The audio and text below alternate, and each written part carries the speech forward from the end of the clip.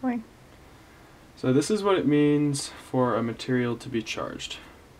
What you have to understand first is what a charge is. So there's protons and electrons. They both have an electrical charge.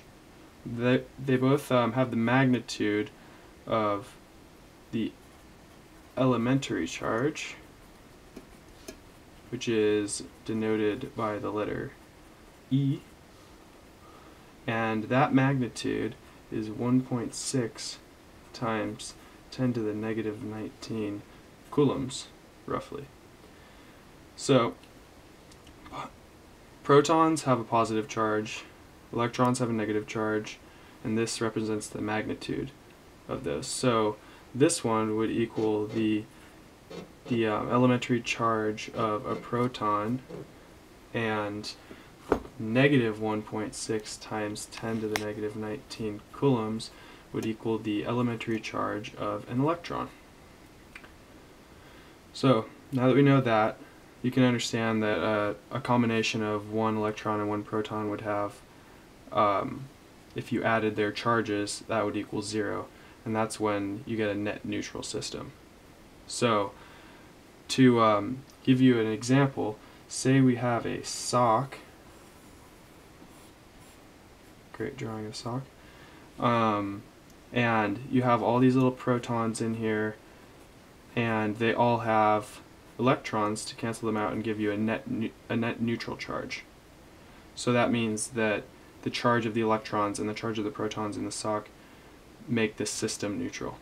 Now, say you're on some carpet and you rub your foot back and forth, and this carpet is positively charged. Let's just say that for example. This might not be true, but if you rub your foot across, this is positively charged, and these electrons are going to want to jump over here to get, or to make the system neutral on this end. So when the electrons leave the sock, you're left with this sock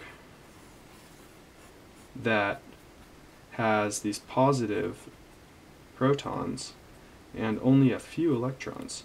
So as you can tell right here, overall the net charge will be positive because there's more protons.